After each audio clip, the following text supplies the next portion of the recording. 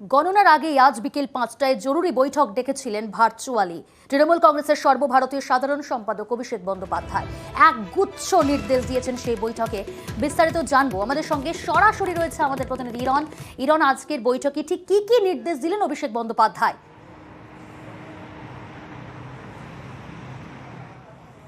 একদমই দেখো, অভিষেক বন্দ্যোপাধ্যায় তিনি জেলা নেতৃত্ব যারা প্রার্থী হয়েছেন সেই 42টা কেন্দ্রের প্রার্থী এবং বিভিন্ন জায়গায় জেলা সভাপতি, যেমন ব্লক স্তরের সভাপতি এবং বিভিন্ন জায়গায় যে সভাপতিরা রয়েছেন বা যারা দলের দায়িত্বে রয়েছেন বিভিন্ন জেলায়, তাদের সঙ্গে তিনি বৈঠক করেন, বেশ কিছু নির্দেশ দেন।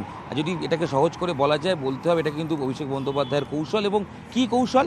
আগামী পরশু দিন অর্থাৎ মঙ্গলবার যে ভোট গণনা রয়েছে, গণনার সময় কে কিভাবে দায়িত্ব পালন করবেন, কার কাঁধে কী দায়িত্ব থাকছে, সব কিছু কিন্তু তিনি একদম পুঙ্খানুপুঙ্খভাবে বুঝিয়ে দিয়েছেন। যে খবর পাওয়া যাচ্ছে, মূলত বেশ কিছু বিষয় তিনি কিন্তু জানিয়েছেন। তার মধ্যে অবশ্যই যেটা ইম্পর্টেন্ট পয়েন্ট, সেটা হচ্ছে গুরুত্বপূর্ণভাবে তিনি বলেছেন যে এক্সিট পোল যেটা বেরিয়েছে অনেক জায়গাতেই, সেটাকে গুরুত্ব দেওয়া চলবে না, কারণ 2014 সালের মতোই আমাদের ফল হবে, 2014 সালের মতোই আমাদের ভালো ফল হবে। এছাড়াও যদি আমি তার কৌশলী যে বক্তব্য সেগুলো বলি, যেমন ক্যাম্পগুলো যেগুলো গণনা কেন্দ্রের বাইরে হয়, সেই ক্যাম্পে 4 থেকে 5,000 লোক সারাক্ষণ রাখতে হবে, কাউন্টিং শেষ না পর্যন্ত বেরোনো যাবে না।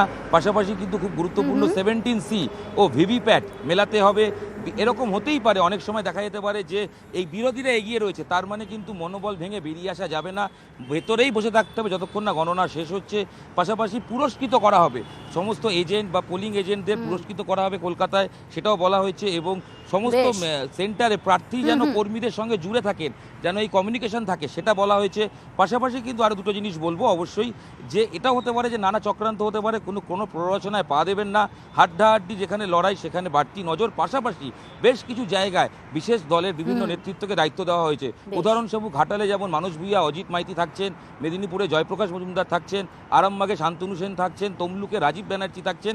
এরকম ভাবে কিন্তু গুরুত্বপূর্ণ নির্দেশিকা দিয়েছেন অভিষেক বন্দ্যোপাধ্যায় আজকের এই বৈঠকে।